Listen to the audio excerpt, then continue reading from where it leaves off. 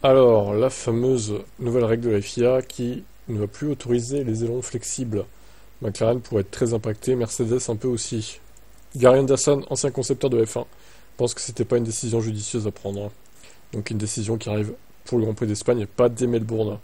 Actuellement, le règlement technique stipule que les ailes ne peuvent pas se plier de plus de 15 mm. Cette règle sera désormais remplacée par un maximum de 10 mm.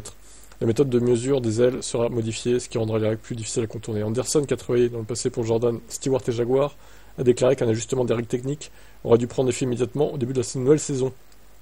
Alors non, je suis pas d'accord avec ça, parce qu'il aurait fallu, à la limite, prévenir les équipes bien plus tôt qu'en février, en fait. Il aurait fallu les prévenir genre décembre, et encore, c'est trop tard décembre.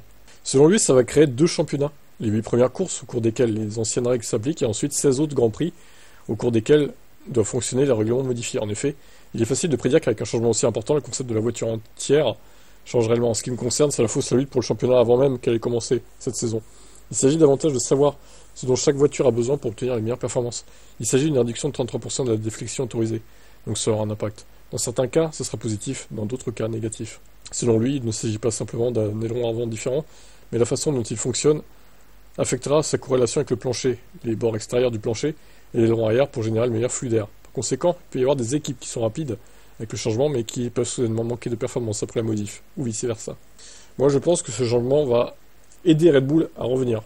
Très clairement, parce que dès qu'on a vu l'année dernière, dès qu'ils ont mis ça en place, McLaren, ils ont dominé tout le monde. Donc pour moi, ça va plus les impacter que les autres. Après, on verra. Peut-être qu'ils vont trouver une parade pour contourner ça, j'espère pour eux. Mais bon, et dans quelle mesure Mercedes va être impacté? Je pense qu'ils seront moins impactés que McLaren, mais impactés un peu quand même. Au final, ça se trouve, le titre va se jouer entre les deux pilotes Ferrari et Verstappen, quoi. Bon, on verra bien, écoutez. Souhaitons à McLaren de trouver la parade pour pallier à ce nouveau règlement, qui encore une fois est un peu annoncé au dernier moment quand même, hein, parce que la conception des voitures est déjà faite depuis longtemps, là. C'est un peu dommage de balancer ça maintenant. Ciao.